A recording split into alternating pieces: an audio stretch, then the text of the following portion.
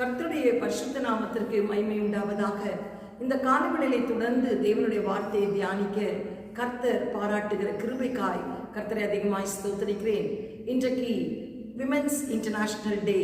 எல்லா பெண்களுக்கும் என்னுடைய அன்பான வாழ்த்துக்களை தெரிவித்துக் கொள்கிறேன். கர்த்தருடைய நாமத்தினாலே உங்களை ஆசீர்வதிக்கிறேன். இன்றைக்கு பெண்கள் தினமாக இருக்கிறபடினால் வேதத்திலிருந்து ஒரு அருமையான பெண்ணை தியானிக்கவும், இந்த வாரம் முழுவதும் பெண்களை குறித்து தியானிக்க தேவன் நமக்கு உதவி செய்வாராக. நீதிமொழிகள் 14:1 சொல்லப்படுகிறது, புத்தி உள்ள ஸ்திரீ தன் வீட்டை கட்டுவாள், புத்தி இல்லாதவளோ தன் கரத்தினால் அதை இடித்து போடுவாள் என்று சொல்லி, இன்றைக்கு புத்தி உள்ள ஒரு ஸ்திரீயை குறித்து, புத்திசாலியான ஒரு ஸ்திரீயை குறித்து நாம் தியானிப்போம். நாமும் அப்படிப்பட்ட ஒரு ஸ்திரீயாய் நம்முடைய வாழ்க்கையிலே இருக்கிறோமா?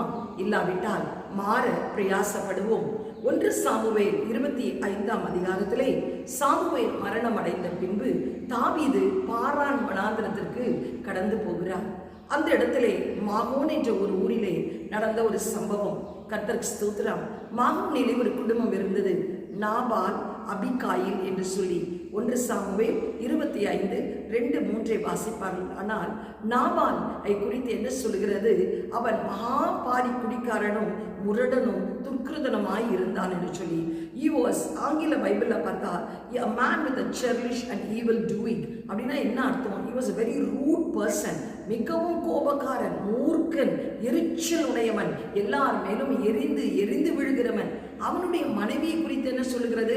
மகாரூபவதியும் புத்திசாலி என்று சொல்லி. எப்படி ஒரு கான்ட்ரடிக்ஷன் பாருங்க. ஹஸ்பண்ட் முரட, ஆனா மனைவி ரூபவதியும் புத்திசாலியுமாய் காணப்படுகிறாள். அவளுக்கு அபிகாயில் என்றால் a source of rejoice. அப்படி என்றால் என்ன? எல்லாரையும் மகிழவிக்கக்கூடியவள். அவள் முகத்திலே எப்பொழுதுமே ஒரு முகமலர்ச்சி இருக்கும். அவள் முகத்திலே எந்தவித மாற்றங்களையும் நாம் பார்க்க முடியாது. அவ்வளவு ஒரு அழகான ஒரு புத்திசாலியான ஒரு பெண். இந்த இடத்துல என்ன நடக்கிறது என்று சொல்லி பார்க்கும்போது, இவன் ஒரு பெரிய பணக்காரன். ஏனென்றால் இவனை குறித்து என்ன வேதம் சொல்கிறது? அவனுக்கு ஆடுகளும் மாடுகளும் ஏராளமாய் காணப்பட்டதா. ஹல்லேலூயா, கர்த்தருக்கு ஸ்தோத்திரம். அவனுக்கு 3000 ஆடும் 1000 வெள்ளாடும் இருந்தது. அப்பொழுது அவன் கர்மேலிலே மயிர் கத்தரிக்கிறதற்காக கொண்டு போகிறான். அந்த நாட்களிலே மயிர் கத்தரிக்கிறது என்றால் ஒரு விசேஷித்த ஒரு ஃபங்க்ஷன், ஒரு பண்டிகை என்று சொல்லலாம். எல்லாரையும் கூப்பிட்டு விருந்து வைப்பார்கள். அப்படியாய் அந்த இடத்துல ஒரு பெரிய விருந்து நடக்கிறது. பாரான் வனாந்திரத்திலே தாவீது இருந்தபோது இவனுடைய எல்லா ஆடுகளையும் வெள்ளாடுகளையும் இவனுடைய மேய்ப்பர்களையும் அவர்கள் எந்த விதத்தில் சத்ரு அவர்களை தீண்டாதபடிக்கு காத்து கொண்டார்கள். அதனால் அந்த ஒரு உரிமையிலே 10 நபர்களை அழைத்து தாவீது அந்த நாபால் இடத்திலே அனுப்பி, இன்றைக்கு ஒரு பெரிய பண்டிகை நீ செய்ய போகிறாய் அல்லவா, அதனால் எங்களுக்கும் உணவு கொடுக்க வேண்டும் என்று சொல்லி அனுப்புகிறான். இப்பொழுது நான் வாசிக்க விரும்புகிறேன். கர்த்தருக்கு ஸ்தோத்திரம். இப்பொழுது ஆடுகளை மயக்கத்திருக்கிறவர்கள் உம்மிடத்தில் இருக்கிறார்கள் என்று கேள்விப்பட்டேன். உம்முடைய மெய்ப்பரைகளோடு கூட இருந்தார்கள். அவர்கள் கர்மேலில் இருந்த நாளெல்லாம் அவர்களை வருத்தப்படுத்தவில்லை. அவர்களுடைய பொருள் ஒன்றும் காணாமல் போனதும் இல்லை. உம்முடைய வேலைக்காரரை கேளும், அவர்கள் உமக்கு சொல்லுவார்கள். அதனால் இந்த வாலிபரும் உம்முடைய கண்களில் தயை கிடைக்க வேண்டும்.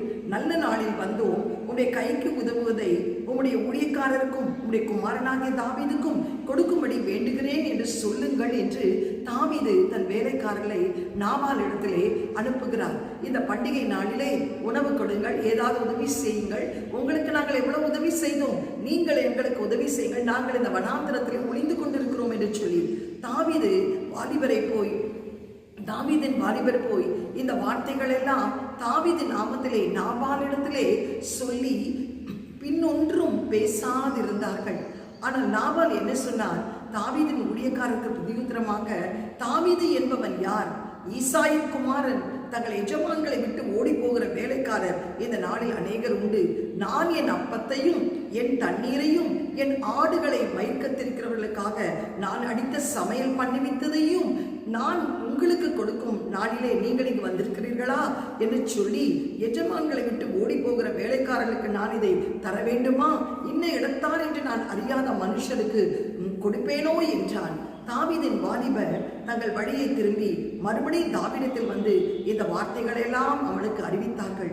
அப்பொழுது தாவீது தன் மனுஷனரை பார்த்து, நீங்கள் அவரவர் உங்கள் பட்டயத்தை கட்டிக்கொள்ளுங்கள் என்றான். அவரவர் தங்கள் பட்டயத்தை கட்டி கொண்டார்கள். தாவீதும் தன் பட்டயத்தை கட்டி கொண்டான். ஏறக்குறைய 400 பேர் தாவீதுக்கு பின் சென்று புறப்பட்டு போனார்கள். 200 பேர் ரஸ்துக்கள் அண்டையிலே இருந்து விட்டார்கள். அப்பொழுது வேலைக்காரன், நாபாலின் வேலைக்காரன் ஒருவன் தீவிரமாய் ஓடி வந்து அதை அபிகாயிலிடத்திலே சொல்கிறான்.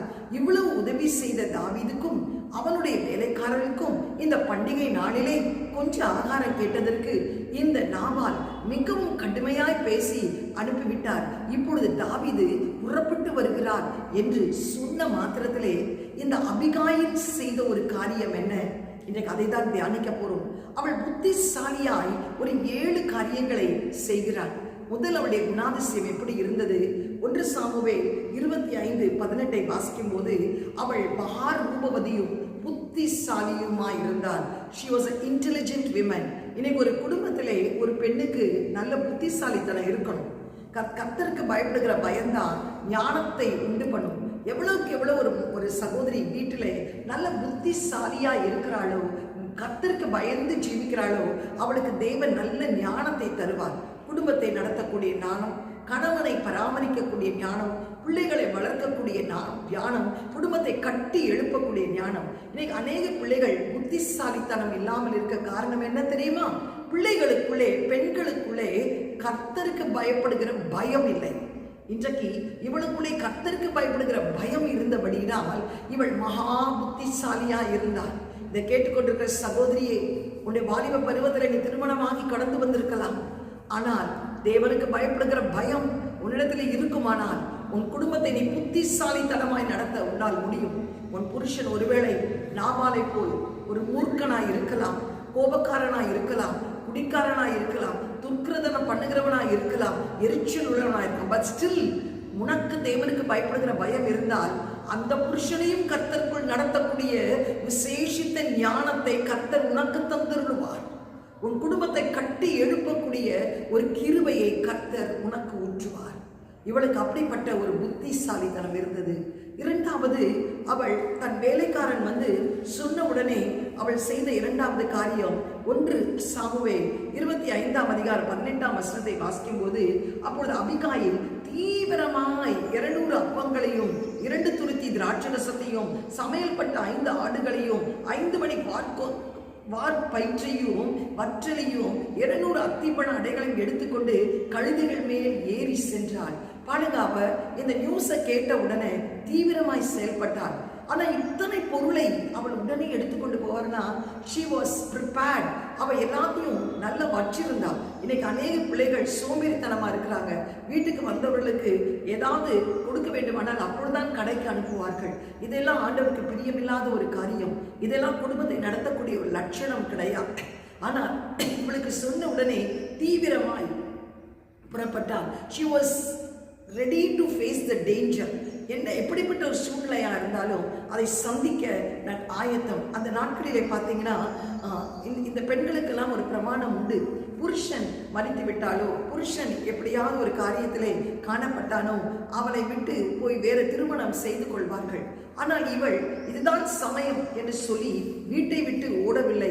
தன் தகப்பன் வீட்டுக்கு போக வேண்டும் என்று பிரயாசப்படவில்லை. கர்த்தருக்கு ஸ்தோத்திரம். அந்த இடத்திலே அவள் அந்த ப்ராப்ளமை சால்வ் பண்றதுக்காக தீவிரமாய் கடந்து போனாள். அதை தன் புருஷனிடத்திலே கூட சொல்லவில்லை. சில மனைவிகள் செய்கிற ஒரு காரியம் என்ன தெரியுமா? ஏதாவது ஒன்று சம்பவித்தால் புருஷனிடத்திலே போய் நேராக மோதுவார்கள். கர்த்தருக்கு ஸ்தோத்திரம். நீ ஏன் எனக்காக பேசக்கூடாது, நீ ஏன் எனக்காக சொல்லக்கூடாது? அப்படி அல்ல. இனி தேவனிடத்திலே சொல்வாயானால் தேவன் உனக்காக பரிந்து பேசுகிற தேவனா இருக்கிறார். இவள் எந்த விதத்திலும் புருஷனிடத்திலே போய் எதையும் கேட்கவில்லை. மாறாக தீவிரமாய் கடந்து போனாள். தன் தகப்பன் வீட்டுக்கு கூட போகவில்லை. தன் இன்னொரு திருமணம் செய்து கொள்ளலாம் என்று சொல்லி கூட சிந்திக்கவில்லை. நேராக தாவீதை சந்திக்கிறதற்காக கடந்து போனாள். 1 சாமுவேல் 25:24 வாசிக்கும் போது அவள் சொல்கிற ஒரு காரியம், அவன் பாதத்திலே விழுந்து, என் ஆண்டவனே, இந்த பாதகம் என் மேல் சுமரட்டும், உம்முடைய அடியாளுடைய வார்த்தைகளை நீ கேட்கும் பொருட்டாக உம்முடைய அடியாள் உமது செவி கேட்க பேச வேண்டும். அவர் தன் புருஷன் மீது அந்த பழியை சுமத்தவில்லை, மாறாக இந்த பாதகம் என்மேல் விழட்டும் என்று சொல்லி அவள் நான் பேசுவதை நீர் கேளும் என்று சொல்லி அவள் தன்னை அர்ப்பணித்தாள். கர்த்தருடைய பரிசுத்த நாமத்திற்கு மகிமை உண்டாவதாக. அவள் என்ன அப்படி சொல்லி இருந்தாள் என்று சொல்லி பார்க்கும்போது அதை தொடர்ந்து பார்க்கும், என் ஆண்டவனாகிய நீ நாபால் என்னும் இந்த பேலியாளின் மனுஷனை ஒரு பொருட்டாக எண்ண வேண்டாம். அவன் பெயர் எப்படியோ அப்படியே அவனும் இருக்கிறான். அவன் பெயர் நாபால், அவனுக்கு பைத்தியமும் இருக்கிறது. உமது அடியாளாகிய நானோ என் ஆண்டவன் அனுப்பின வாலிபனை காணவில்லை.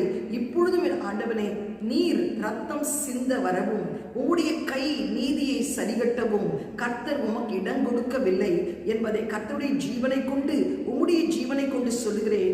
இப்பொழுதும் உடைய சத்துருக்களுக்கு என் ஆண்டவனுக்கு விரோதமாக பொல்லாப்பு தேடுகிறவர்களும் நாபாலை போலாக கடவர்கள் என்று சொல்லுகிறார். எவ்வளவு அழகா சொல்லுகிறார். நீ அந்த இரத்த பழிக்கு ஆளாக வேண்டாம். அவன் ஒரு பைத்தியம், அவன் ஒரு முரடன், அவன் சுபாவத்தின்படி அவன் நடக்கிறான்.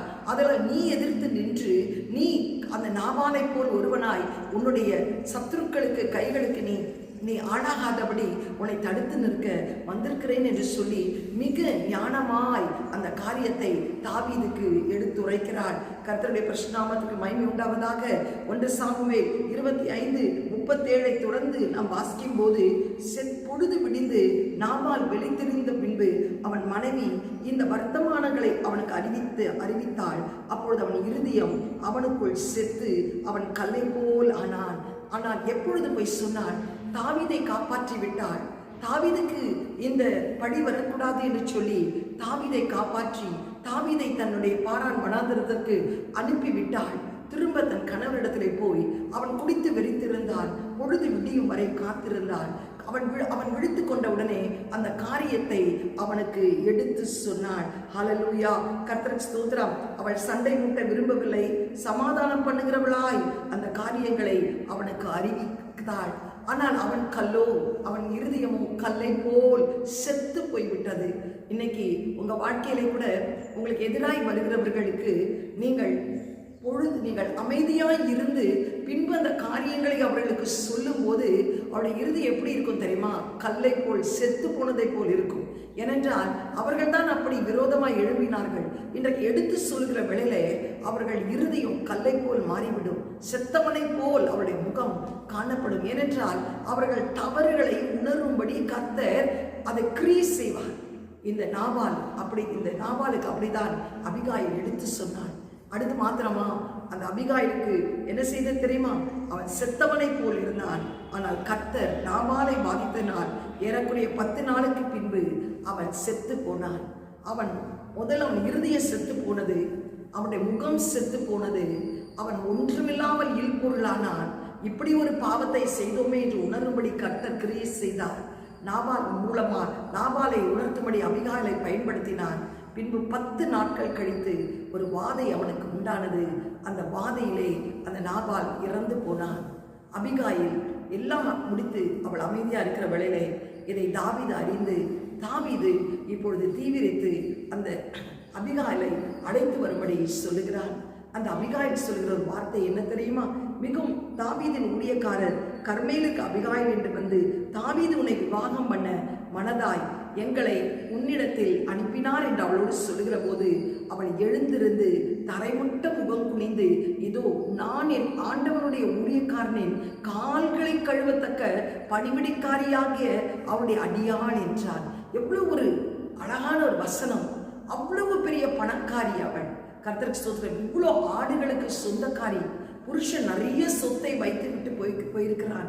ஆனால் அவள் சொன்ன ஒரு வார்த்தை, அந்த அபிகாலை அழைத்து வரும்படி தாவீது விவாகம் பண்ணிக்கொள்ள பிரயாசப்பட்ட போது வேலைக்காரர்கள் வந்து சொன்னபோது அவள் அவ்வளவு தாழ்மையாய் சொல்கிற ஒரு வார்த்தை, அவள் என் ஆண்டவன், என்னுடைய தாவீது என்ற ஆண்டவனுடைய ஊழியக்காரர்களுடைய கால்களை கழுவுகிறதற்கு பணிவிடைக்காரியாகிய உம்முடைய அடியாள். அந்த தாவீதுக்கு கூட சொல்லல, தாவீதுடைய வேலைக்காரிய கால்களை கழுவக்கூடிய பணிவிடைக்காரியாகிய நான் அவனுடைய அடியாள் என்று சொல்லி கடந்து வருகிறார். இந்த தாழ்மை இன்றைக்கு பெண்களுக்கு மிகவும் அவசியம். இன்றைக்கு குடும்பம் உடைய காரணம் என்ன தெரியுமா? பெண்களுக்குள்ளே தாழ்மை இல்லை. தாழ்மை உள்ளவர்களை தான் கர்த்தர் உயர்த்துவார். தாழ்மை உள்ளவர்களுக்கு தான் கர்த்தர் கிருபை செய்வார். இன்றைக்கு கர்த்தர் நம்ம இடத்துல எதை எதிர்பார்க்கிறார் தெரியுமா? உன் பலிகளை அல்ல, உன்னுடைய பொருத்தனைகளை அல்ல, உன் பணத்தை அல்ல, உன் முதற் பேரான குமாரனையும் அல்ல. கர்த்தருக்கு முன்பாக மனத்தாழ்மையாய் நடப்பதை அல்லாமல் வேறு ஒன்றையும் உன்னிடத்திலே நான் எதிர்பார்க்கவில்லை. எவ்வளவுக்கு எவ்வளவு தேவ சமூகத்திலே நீங்கள் உங்களை தாழ்த்துகிறீர்களோ உங்கள் குடும்பம் கட்டப்படும். அபிகாயில் தாவீதுக்கு மனைவியாக்கி ஒரு நல்ல வாழ்க்கையை தேவன் அமைத்து கொடுக்கிறார். இந்த காலவளையிலே கூட இன்றைக்கு பெண்கள் தினமா இருக்கிறபடினால் நீங்களும் ஒரு புத்திசாலியான ஒரு ஸ்திரீயாய் காணப்பட வேண்டும் என்று கர்த்தர் விரும்புகிறார். நீங்களும் ஒரு மகாரூபவதியும் ஒரு புத்திசாலியுமாய் சோம்பேறியாய் இராதபடி எல்லா காரியத்தையும் தீவிரித்து செய்யக்கூடிய ஒரு பிள்ளைகளாய் காணப்பட வேண்டும். அது மாத்திரமல்ல, கர்த்தருக்கு ஸ்தோத்திரம் உண்டாவதாக. எல்லா பழியும் மற்றவர்கள் மேல போடக்கூடாது. அந்த பாதகத்தை சுமந்து நீங்கள் அந்த படிக்கு ஒரு பரிகாரத்தை தேடக்கூடியவர்களாய் காணப்பட வேண்டும். சமாதானம் பண்ணுகிறவர்களாய் காணப்பட வேண்டும். கர்த்தருக்கு ஸ்தோத்திரம். சமாதானம் பண்ணுகிறவர்கள் தான் பாக்கியவான்கள், அவர்கள் தேவனுடைய புத்திரர் எண்ணப்படுவார்கள். அது மாத்திரமல்ல, அந்த புருஷனுக்கும் சொல்ல வேண்டிய இடத்துல சொல்லும் போது, இன்றைக்கு உன் சத்ருவுக்கு நீ உன்னுடைய பிரச்சனையை சொல்லும் போது, இப்படி என்னை நீ அவமானப்படுத்தி விட்டாயே, இப்படி ஒரு பாதகம் உன்மேல் வரும் என்று சொல்லும் போது அவர்கள் முகம் செத்ததை போல் மாறும். அவருடைய இருதயம் கல்லான இருதயமாய் மாறும். ஏனென்றால் அவருடைய வார்த்தைகள் அவர்களை உணர செய்யும். ஆனால் 10 நாட்கள் கழித்து அந்த நாபாலை கர்த்தர் அடித்தது போல் உங்களுக்கு விரோதமாய் எழும்புகளை கர்த்தர் சந்திப்பார். உங்கள் வாழ்க்கையில் ஒரு மறுமலர்ச்சி உண்டாக்குவார். இந்த இடத்துல அபிகாயிலுக்கு ஒரு திருமணம். ஆனால் திருமணத்தை குறித்து நான் சொல்லவில்லை. ஏதோ ஒரு விதத்திலே கர்த்தர் உங்கள் குடும்பத்திலே ஒரு சமாதானத்தை தருவார். இந்த காலைவெளியிலும் அபிகாயிலை போல் மகாரூபவதியாய், ஆண்டவரே புத்திசாலியாய் தீவிரித்து செய்கிற காரியங்களை செய்யும்படி ஆண்டவரை சமாதானம் பண்ணுகிறவர்களாய், தாழ்த்தக்கூடிய குணத்தை எங்களுக்கு கொடுக்கக்கூடியவர்களாய் கர்த்தாவே அப்பா, எடுத்து சொல்ல வேண்டிய இடத்துல எடுத்து சொல்லக்கூடிய ஒரு கிருபை எங்களுக்கு தந்த ஆண்டவரே அப்பா, எந்த சூழ்நிலையிலும் ஆண்டவரை தேவனை முன்வைத்து ஓடி தேவனுடைய சமாதானத்தை பிரஸ்தாபப்படுத்துகிற ஒரு பெண்களாய் எங்களை மாற்றுவீராக என்று சொல்லி கண்களை மூடி ஜெபிப்போமா? எங்களை அதிகமாய் நேசிக்கிற நல்ல தகப்பனே, இந்த காலை வேளையிலும் அப்பா, இந்த பெண்கள் தினத்தன்று அபிகாயிலை குறித்து தியானிக்க கர்த்தர் கிருபை செய்ததற்காக ஸ்தோத்திரம். ஒரு முரடன், ஒரு துர்க்கிருதன், மாபாரி குடிக்காரனோடு அவள் வாழ்ந்தாலும் கூட கர்த்தாவே அவள் மகாரூபவதியாய் புத்திசாலியாய் இருந்ததை நாங்கள் பார்க்கிறோமே அப்பா.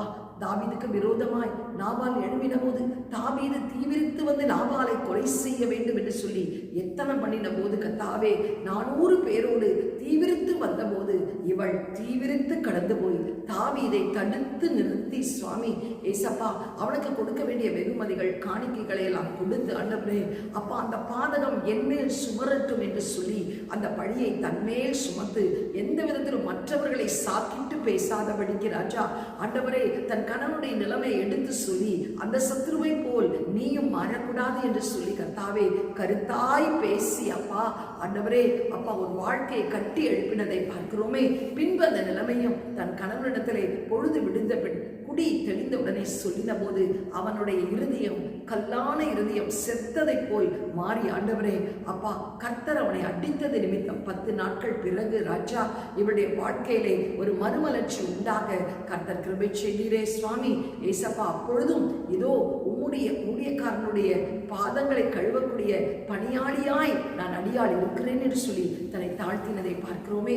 இன்று குடும்பத்தில் உள்ள ஒவ்வொரு பெண்களும் ஆண்டவரே, குடும்ப சூழ்நிலை எப்படி இருந்தாலும், தகப்பன், தாய், சகோதரர்கள், மாமியார், மாமனார், புருஷன் எப்படி இருந்தாலும் ஒரு புத்திசாலியான ஒரு ஸ்திரீ ஒரு குடும்பத்தில் எழும்புவாள். ஆனால் ஆண்டவரே அந்த குடும்பம் மகிமையாய் கட்டப்படும். அவள் வாழ்க்கையிலும் அப்பா ஒரு மறுமலர்ச்சி உண்டாகும். இன்றைக்கு ஒவ்வொரு ஸ்திரீகளும் புத்தி உள்ள ஸ்திரீகளாய் தங்கள் வீட்டை கட்ட கர்த்தர் கிருபை பாராட்டும். ஆண்டவரே இந்த பெண்கள் தினத்திலே ஒவ்வொரு பெண்களையும் ஆசீர்வதிக்கிறோம். உம்முடைய ஞானத்தினாலும் உடைய கிருபையினாலும் உடைய நன்மையினாலும் அவளை முடி சூட்டுவீராக.